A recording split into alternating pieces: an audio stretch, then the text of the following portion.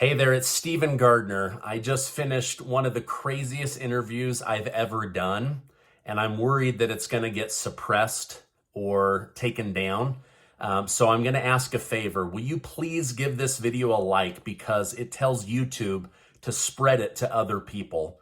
Will you also share this on Twitter and Facebook and other social media? We have to get this message out. And then please leave a comment down below. What do you think about this former Democrat's inside information and his thoughts on how to change America? Now sit back and enjoy. I think you're going to love this interview. This last video with Vince got over 750,000 views, almost 100,000 likes. He absolutely made my mind explode. He opened my eyes to many things, and we're going to go through even more today. Vince, thank you so much for coming back on the show. Oh man, it was a pleasure. We had a blast the last time. I'm gonna try to do it again. Yeah, absolutely. So as of right now, I think you are the second highest video view with Tucker Carlson in the interview that you guys did. Is that right? Yeah, that's right. Why do you think Tucker Carlson allowed you to come on and open the eyes of all of his viewers to some of the shenanigans of the Democrat Party? Well, Tucker knows me very well, and Tucker knows I'm not going to do any shucking and jiving. I'm going to tell the truth, and I can back all my truth up with facts. I'm not one of these guys that's going to come out there with emotion and screaming and yelling and tap dancing. I'm going to tell you the truth. And the truth is very, very plain. The Democratic Party is perpetually the evilest organization in the history of the world. Right now, it's presently controlled by a cabal of perverts, liars, psychopaths, and anti-Christian bigots. It was part of slavery from 1860 to 1860, from 1800 to 1860, the part of the Confederacy from 1860 to 1865, the party of Jim Crow from 1865 to 1965. Now it's a part of Marxism, socialism, abortion up to the ninth month, transgenderism. All they do is meditate on blood. And when you go around the country and look at the places where they rule, it's all nothing but crime and poverty and homelessness. It's horrible. And I just tell it like it is. The Democratic Party is evil. We need to run them out. And I bring people's attention to the fact that they try to say they're the friend of the Black community. They're not. They've been the Black community's greatest enemy since their inception. They were Nazis 150 years before the Nazis were Nazis. They created racism, and they still live by it. So we have to wake people up, and when people hear the truth, it's amazing how they respond to it. Yeah. I don't know if you saw this, but Charlemagne de God said that he is having a hard time scaring the Black community into continuing to vote Democrat because it's gotten so bad under Joe Biden's administration. What are your thoughts on his comments? Well, Charlemagne is hardcore Democrat, but see, it's hard to tell Black men to vote for a man that says, if you vote for me, I'm going to allow the federal government to use the public educational system to transition your son without your permission. Then I'm going to allow drag queens to go into public education and shake their behinds in your children's faces. I'm going to run the Bible out of schools, but I'm going to allow pornography into the school libraries. I'm going to run Jesus out of the schools, but I'm going to allow drag queens in the schools.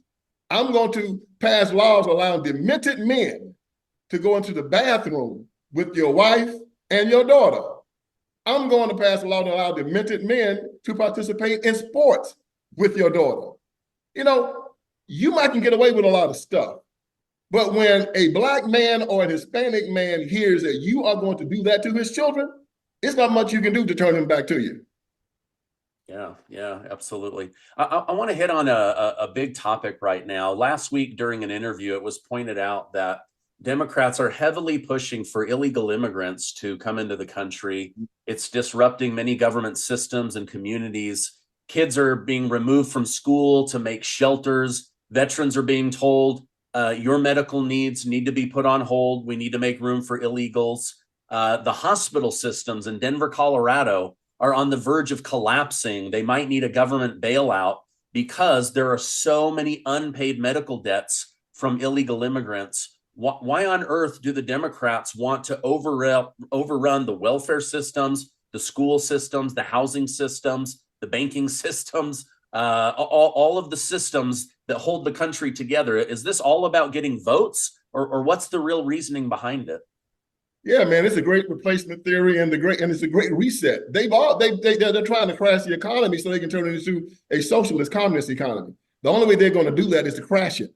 And these people aren't that stupid. I mean, they can take a ledger and a balance sheet and they can look at it and they know what's going on. These guys went to Harvard, Yale, and Princeton. They're not stupid. They know exactly what they're doing. This is the great replacement theory, and this happened before. Hitler didn't like how the Jews were acting, so he replaced them. See, the easiest thing for a government to do when they come to the conclusion that they've lost faith in their citizenry is to replace their citizenry. That's what tyrants do. They kill their own people, they replace them with others. This has happened throughout history. So this is just the same thing. It's just a variation on the thing. And the Democrats know exactly what they're doing. Joe Biden knows that 8 million illegals have come over since he's been president. He is willing to let Ukraine go down to make sure that the illegals keep coming in. So, the Democratic Republicans have said, if you just close the border, we'll give you all the money you want for Ukraine. No, we want the illegals coming into America because we are going to replace those MAGA Republicans that we cannot control. He went up to Charleston, South Carolina, went into the pulpit of Muddy Emmanuel Church and said that MAGA Republicans were basically enemies of the state. A president of the United States of America stood up in front of this nation and said about 40% of the population were enemies of the state. They were unpatriotic, that they were racist, that they hated people. They were full of hate. They needed to be kicked out of the country. That's what he said. And so who's he going to replace these MAGA Republicans with that he hates so much? There you go. He's bringing them in. It's very simple. It's been done over and over again. That's their plan.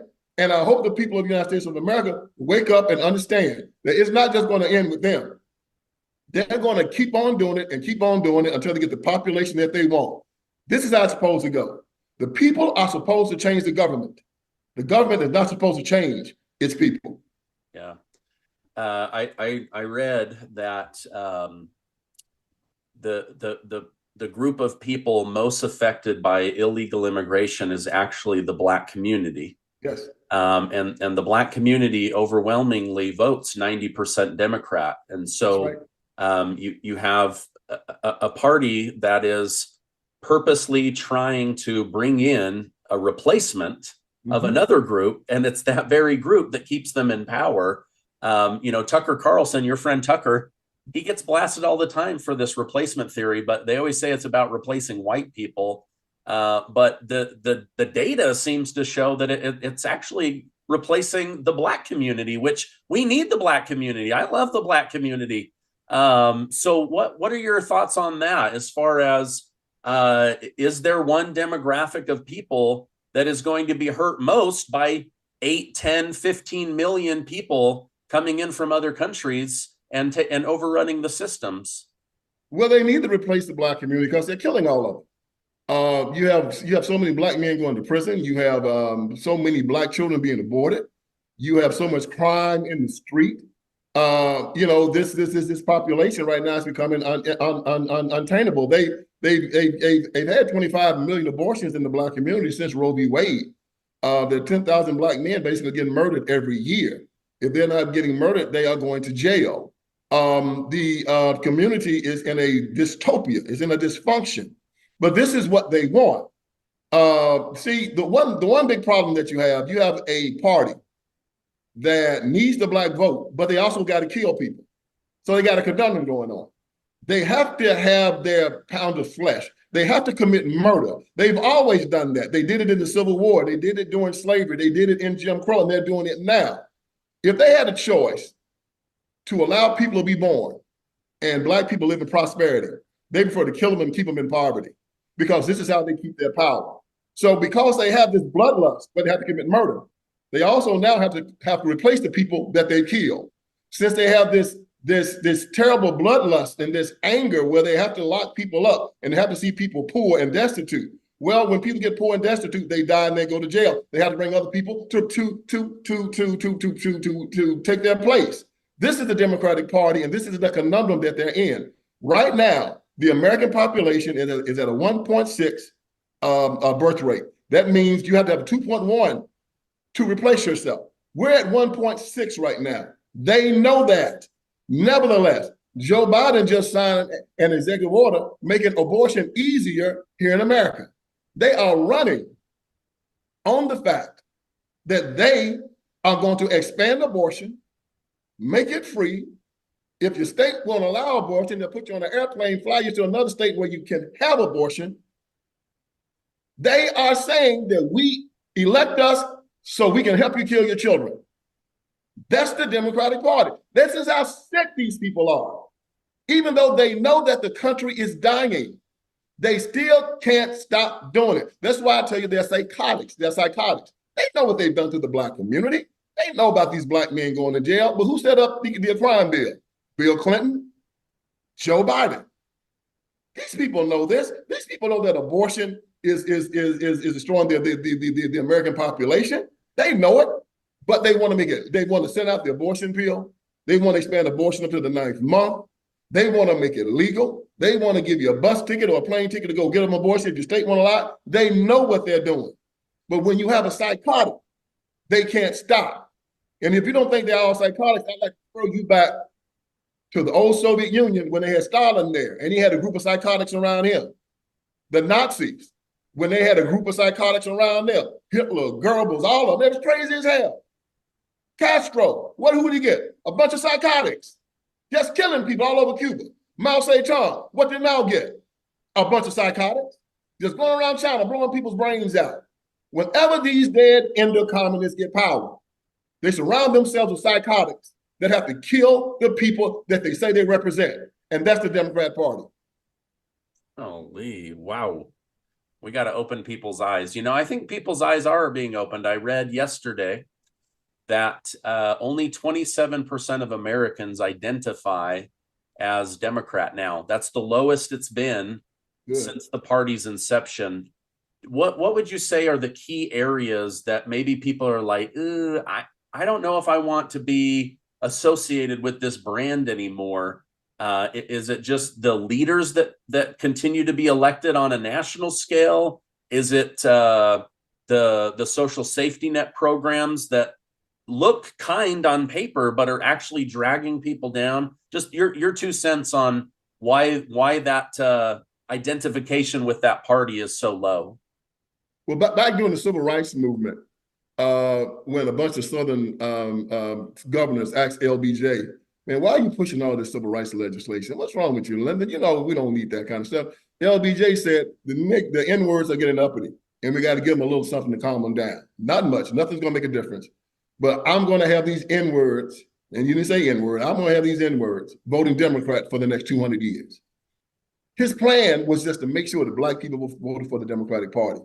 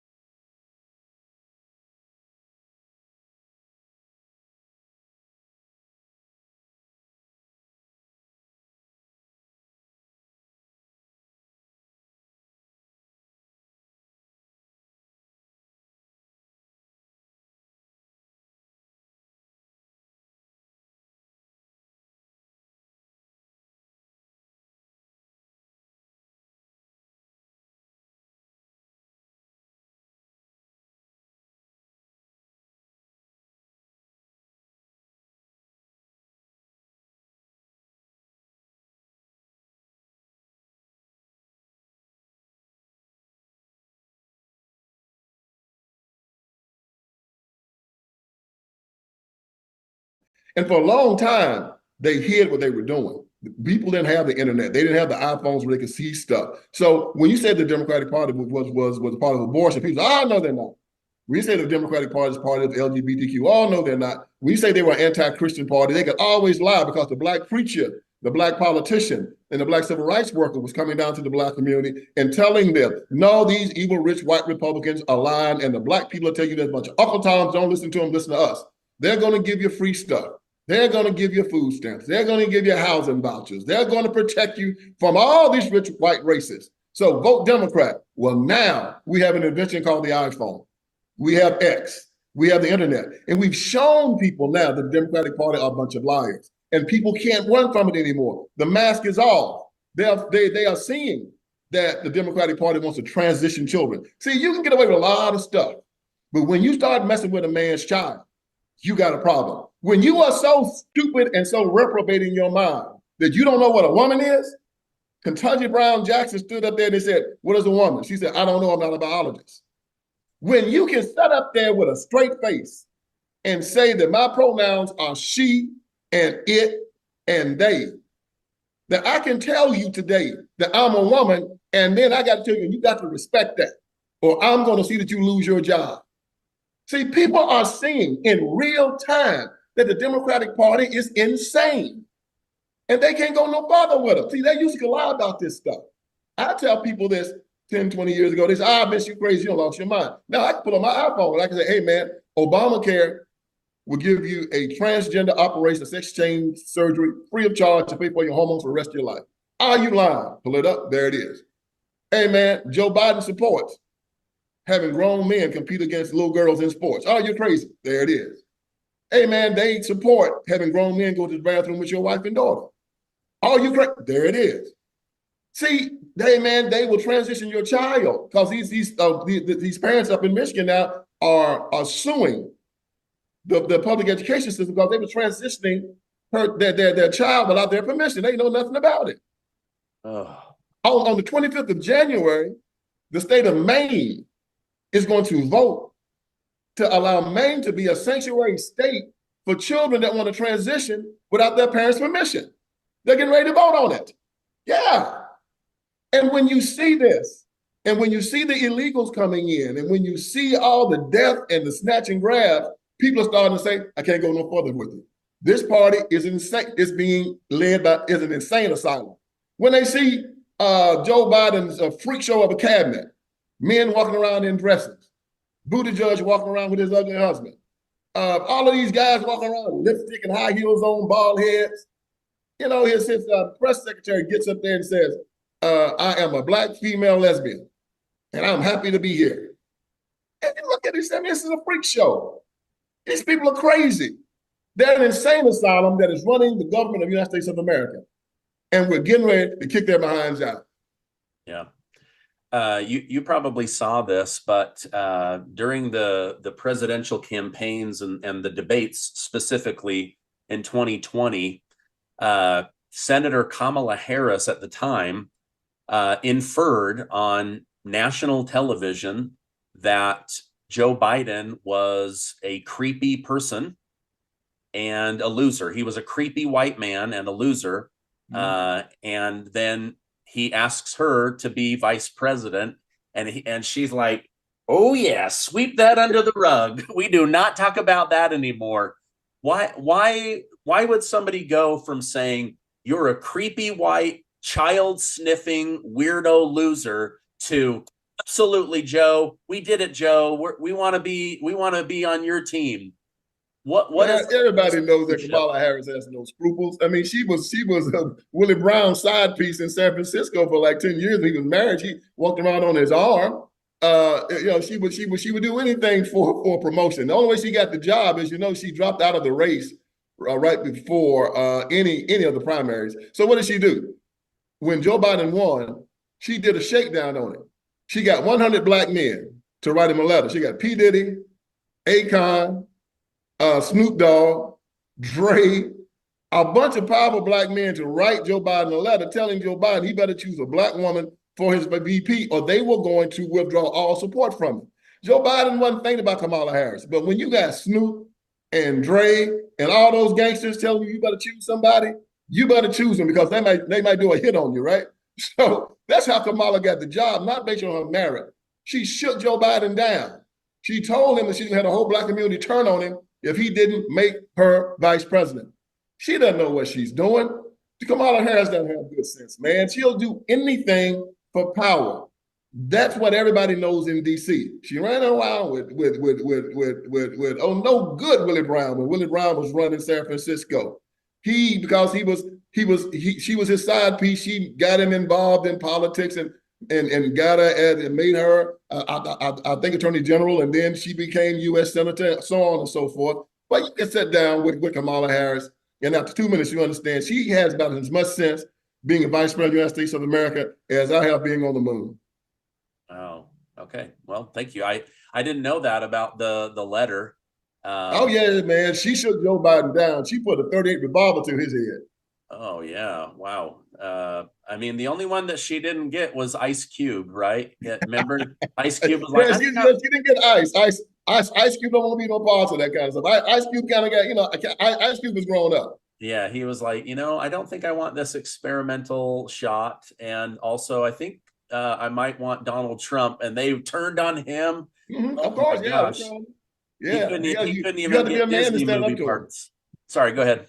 You got to be a man. You got to be a man to stand up to them. They've been jumping on me for the last 20 years. I enjoy it. I just deflected. They can't touch me. Yeah. Oh my gosh. Okay. Speaking of powerful black men, Herman Cain, a prominent businessman and someone who ran for president of the United States, said in a Time magazine interview that Planned Parenthood was specifically created to help control the human population and eradicate the black race. Yeah. Why would Herman Cain, a proud African American, why would he say that? Is there any truth to that? Yeah, Margaret Sanger, who started Planned Parenthood, had a little side thing she was doing. She called it the Negro Project. She called black people human weeds, and she had this little saying that said, "More for the fit, less for the unfit." And her plan was to eradicate the black community here in the United States of America. And so she got the black preacher to help her set up abortion clinics inside the black neighborhoods, and then paid him to tell black women when they got pregnant to go and get an abortion. As a matter of fact, I'll tell you something's going to shock you. The first recipient of the Margaret Sanger Award was Martin Luther King Jr. in 1966, because he was all involved in it also. King, all of those guys were just a bunch of apostate preachers who were out there doing the bid of the white liberal establishment, and they're still doing it right now. Their job, they preach this social gospel. And the social gospel is not the gospel of Jesus Christ. The social gospel is the gospel of brotherhood, equality, government dependency, where the gospel of Jesus Christ is born of a virgin, repentance. We believe in the resurrection. We believe in the deity, and we believe in his second coming. You never heard Martin Luther King Jr. talk about that. He preached the gospel of envy instead of admiration. He preached the gospel of revenge as opposed to forgiveness and forbearance. He preached the gospel of pity as opposed to the gospel of strength. And he led black people down the primrose path, where he said, if you want something, instead of calling on God for it, call on the government. And this is why we're at the bottom of every socioeconomic statistic in America. Between 1940 and 1960, before the Civil Rights Movement, the black community, we shrank our poverty rate from 80% to 30%. It was the greatest reduction in the history of the world. After 1968, we flatlined. We haven't done any good since, because we started becoming victims. We started complaining. And it's against our Christian ethic, because instead of our Bible, Cain was angry with his brother Abel, because God had accepted Abel's offering, but had rejected Cain's. And God came to his grandson, Cain, and said, Cain, why are you angry? And he gave him an insight into how he had the human mind wired up to help Cain to get over his anger. He said, Cain, why are you angry? If you do well, will you not be accepted? And if not, sin waits at the door to master you, but you must master it. If you do well, will you not be accepted? It is a human concept that when Joe Louis went in 1930, 1940, and 1941 and knocked out Max Schmeling, the whole country, even though he was a black man, celebrated. It was human that when Jackie Robinson came in And at first they just liked him because he's a black man coming to the majors. Now nobody in baseball can even wear his number because he did well. It was human that when Ali came out, everybody just liked him. He was a black Muslim. He was talking about white folks was the devil. But by the end of his life, he had done so well that everybody called him the greatest. He threw his gold medal away. They gave him another. He got the president of the United States of America gave him a medal, and he visited the White House. Why? He had done well. But they want to tell black people a lie, that you can do well in America and you still won't be accepted. That is a lie. That is the social gospel, a gospel of envy, a gospel of anger, a gospel of marching and fighting and hell raising, as opposed to saying, look, like my father told me, do well, keep your word, be a good man. Don't worry about how they view you. You worry about how God views you and how you view yourself. If they don't like you, that's their problem. But if they put your hands on you, they're going to have another one. Stand up and be a man. And don't be worried about how these people view you. Get yourself a 38 and you use logic for the wise man and you use a gun for the fool. That's good advice. You said something about Planned Parenthood having a human rights award. Like they award I just find it kind of ironic that a group that specializes in snuffing out human life before it can take its first breath gives out awards. Yeah, they gave the Margaret Sanger Award. They gave the King. King was the first one, and Hillary Clinton got it also. The Margaret Sanger Award. Yeah. Wow. Yeah, that is just pure irony to me. Like, wow. But these people are proud of killing people. This is what they do. I mean, you and I look at 65 million babies, and we say, oh my God, that's horrible. They look at 65 million babies and they say, good. See, these people run. They're going to run their whole campaign on abortion. They celebrate it. They like it. They pay you for it. These people are sick. They have changed the whole American concept to abortion at one time being something that no woman wanted to do. And of course, no woman wants an abortion and no child wants to be aborted. But now they have t-shirts say, I love abortion, shout your abortion, be proud of your abortion. See, this is where I stand. If people want to make abortion illegal, that's laudable. But I don't try to make abortion illegal. I want to make it unthinkable. We want to build an America where when a woman gets pregnant, she wants to have the child, where she wants to get married, where we want to help her get married. We wanted to go back to where our mothers were, where the only time you would consider having an abortion is something was horribly wrong. Horribly wrong. But now they've turned it into birth control. And it's harming so many young people. It's harming so many young people. There are women that are getting abortions now at early ages and never have children again. There are women that they tear up their insides. There are women that get abortions now, they're sterilized. There are women that get abortions now and they are depressed for the rest of their lives and they live in condemnation because they come to the conclusion that they have killed their child. These people don't care about that. All they do is meditate on blood. And then we find that they were using the fetuses, the aborted fetuses to make some of the COVID vaccines. And a lot of people were saying, I'm not going to get this vaccine because it used aborted fetuses to make it. And you had the government forcing these people to go against their consciences to take a vaccine that was made out of aborted fetuses. So all your viewers can look this up. Look up whether or not some of the COVID vaccines were made from aborted fetuses, and you're going to be surprised. Yeah, wow. Oof. Okay, final question. I appreciate you coming on. So the two biggest mayors that are dealing with the illegal immigrant situation are Johnson in Chicago and Adams in New York, right? It started off as, oh, hey, we're this sanctuary city. Of course we'll step up. Then it was like, okay, whoa, this is starting to get really hard. Joe Biden, you need to do something about this, right? Hello, Democrat Party, you need to do something about this. This is really bad. And now all they do is they say, this is the Republicans' fault that there's too many illegals. This is the Republicans' fault that our sanctuary cities are being overrun. And it's the Republicans that need to fix this. Specifically, Greg Abbott is an evil human who is making your life harder. Why do you think they shifted that blame over to the Republicans? Do you think that they were specifically told, quit complaining about your own party or we'll throw you out of office? Or what are your thoughts on that? Oh man, it is a knee-jerk reaction to these guys.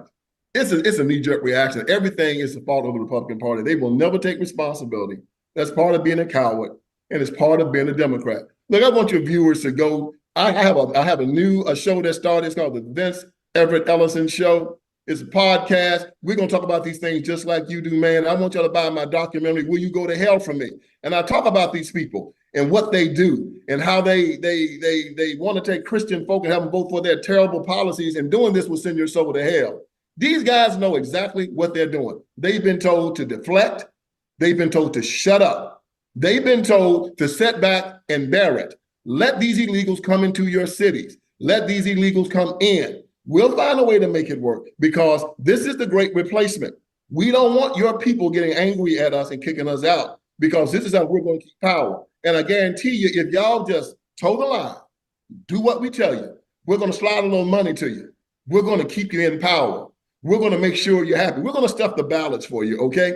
We're going to make sure that you guys stay exactly where you are. Look, when they started complaining, they did it because they had a plan. They said, okay, we're going to complain for a little while, and then they're going to offer us something to shut up, whether it be some money for our campaigns, whether it be a job for my wife, whether it be something for my PAC. They're going to give me something to toe the line and be quiet and deflect this on the Republican Party. And that's what they doing, man. They are all company men. They care nothing about their cities. If they cared anything about their cities, they wouldn't be trying to defund the police. If they cared anything about their cities, they wouldn't be allowing these snatch and grabs.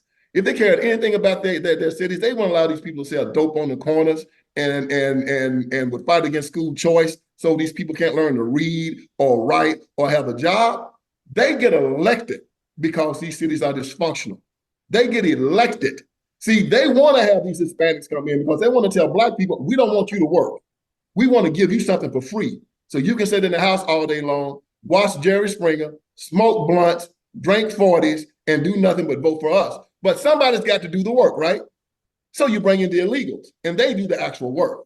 But they don't want Black people working, because if you ever find out you can make some money, and you're going to start looking at your taxes, you're going to start looking at what they withhold, and you're going to turn away from the Democratic Party, and you're going to start voting for the Republican Party. So no. The last thing they want is a population that's going to be employed. They want you on the street hustling. They want your children in these terrible schools. They want the Black family broken up. They want the mayhem and the fear and the poverty on the streets. That's how they win. Go to Detroit, go to Chicago, go to Memphis, go to Portland, go to Seattle, go anywhere they rule. You're going to find this type of chaos. It's the Democrat Party. So as far as them trying to get these illegals out, never. They're happy for it. They want to act like they're mad. They're not mad. They're not mad. They want as many as they can get, because they intend to turn them into voters one day. And until they turn them into voters, they're going to use them as slaves. I've heard them call them the new N-words. We're going to work them like we used to work those N-words back in the day. That's the Democratic Party, the evilest institution in the history of the world. A tree is known by the fruit it bears. And you look at the fruit of the Democratic Party, they are rotten to the core. Oof. Wow. This has been really, really insightful. Hey, really quickly, I couldn't help but notice behind you, 25 Lies and Will You Go to Hell for Me. What are those, and can I let people know about them? Yes. 25 Lies was my second book. It was a bestseller. Okay. And Will You Go to Hell for Me is my great documentary. You should look at the trailer at willyougotohellforme.com. It just explores the question that the Democratic Party, being so evil, a party that wants to castrate little boys, call them little girls, abortion up to the 9th month, running God out of the public square. If you are a Christian and you vote for these things, the Democratic Party is asking you to go to hell for them. Because what is evil? I'll make it easy for you. Evil is anyone that harms a child. Because Jesus Christ said, if anyone harms one of these little ones, it's better that a millstone be tied around his neck, he'd be thrown into the sea. Well, I hope these Democrats can swim because they're the ones that's harming these little ones with abortion, transitioning them in public education, sending drag queens in the schools to shake their behinds in their children's faces, screwing their minds up, destroying their families. So, yes, my documentary asks the question, do you want to go to hell for the Democrat Party? Because if you vote for them, you're putting your soul at jeopardy. You're putting your soul at hazard. And you're going to end up in front of God, and you're going to have to answer for what you've done. Wow. Wow. Okay. Well, this has been really insightful. Vince Everett Ellison, I'm going to put a link to Crime Inc., to 25 Lies, to Will You Go to Hell for Me. Thank you so much for coming on. I can see why Tucker Carlson loves talking to you, why you guys are friends. You are just bringing the truth with some sizzle, and I really appreciate you coming on. I hope you have a great rest of your day. Stephen, thank you so very much. And thank you for the opportunity. You have a great audience. You have an expansive audience. You're doing great things, man. Thank you for what you do. Thank you. You.